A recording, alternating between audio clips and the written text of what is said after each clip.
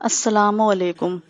14.5 صدیاں قبل نازل ہونے والی یہ کتاب منفرد امتیاز رکھتی ہے کہ ان پڑھ معاشرے میں اس کتاب کا آغاز اقرا سے ہوتا ہے، یعنی پڑھنے کا حکم دیا جا رہا ہے۔ پڑھنے کے اندر لکھائی کا حکم موجود ہے، کیونکہ پڑھنے کے لیے کسی چیز کا لکھا ہونا ضروری ہے۔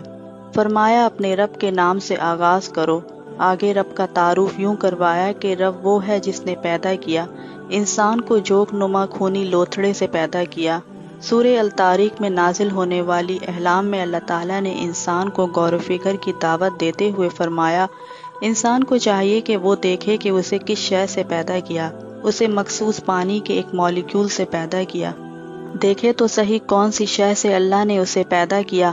پانی کے جرثومے سے اسے پیدا کیا اور پھر اس کی تقدیر کو لکھ دیا۔ اس تقدیر کو فرشتے نے لکھا۔ یہ تقدیر اللہ کے سپر کمپیوٹر میں محفوظ ہے۔ اسے لوح محفوظ اور کتاب مبین بھی کہا گیا ہے۔ اس کا کچھ حصہ پانی کے اس مالیکیول پر لکھا ہوا ہے جو حضرت آدم علیہ السلام سے ہوتا ہوا چلا آ رہا ہے اور باقی آسمانوں میں موجود ہے۔ آج ہمارا موضوع پانی کے مالیکیول پر لکھی ہوئی وہ تحریر ہے جس کا سائنس نے بھی انکشاف کیا ہے۔ قرآن کی نصیحت 14.5 صدیوں سے موجود ہے۔ ہر انسان کے نام موجود ہیں۔ اس کا انکشاف 20ویں اور 21ویں صدی میں ہو رہا ہے۔ اس انکشاف کو کرسپر ٹیکنالوجی کہا جاتا ہے۔ دو پانیوں کے ملنے سے ایک مالیکیولر سیل بنا۔ یہ ایک ایسا مالیکیول ہے جو انسانی آنکھ کو دکھائی نہیں دیتا، مگر یہ اپنی حیثیت میں ایک پورا و مکمل جہاں ہے۔ اسے آج کی میڈیکل سائنس ڈی این اے کے نام سے جانتی ہے۔ اس میں آر این اے ہے۔ آر این اے ایک ایسی چیز ہے جو زندگی کی بنیاد اور اساس ہے۔ اس میں زنجیر کی ایک لڑی اور کڑی ہے۔ اسے کرسپر کہا گیا ہے۔ اس کرسپر میں ہزاروں جین ہیں۔ بعض سائنسدان کہتے ہیں کہ لاکھوں میں ہیں۔ زنجیر کی بھی نئی اقسام ہیں اور یہ سب قسمیں اگر ملائی جائیں تو 30 لاکھ سے زائد ان کی تعداد بنتی ہے۔ آر این اے کی لڑی اور کڑی کا نام کرسپر ہے۔ یہ 6 حروف 6 الفاظ cluster regularly inter space short palindromic repeat کے مخفف ہے۔ کرسپر نامی دھاگوں کی لڑی میں ماں باپ کا وراثتی نظام ہوتا ہے۔ اسی وراثتی نظام سے بچہ اپنے ماں باپ اور خاندان کے گزرے ہوئے آباء و اجداد سے مشابہت رکھتا ہے۔ اس مشابہت میں جہاں بے شمار مثبت چیزیں ہوتی ہیں وہیں منفی بھی ہوتی ہیں۔ وراثتی طور پر بیماریاں بھی ہوتی ہیں۔ انسانی ڈی این اے کے دھاگوں کی لمبائی چند میٹر ہے، مگر یہ انسان جو ایک ڈی این اے سے شروع ہوا، اس میں مختلف جین مختلف اعضاء بناتے چلے گئے اور پھر 100 خرب خلیات پر مشتمل انسان وجود میں آ گیا۔ اب اگر ایک انسان کے تمام ڈی این اے اور ایک ڈی این اے میں موجود جین اور پروٹین وغیرہ کے دھاگوں کو ٹور کے ایک گولے میں تبدیل کر دیا جائے اور اس کے دھاگوں کو پھیلانے کے لیے لاکھوں بار سورج تک کے چکر کاٹے جائیں، تب یہ گولا کھل پائے گا اور پھر اسے لپیٹنے کے لیے بھی ایسی ہی مسافت پر مشتمل چکر کاٹنے پڑیں گے۔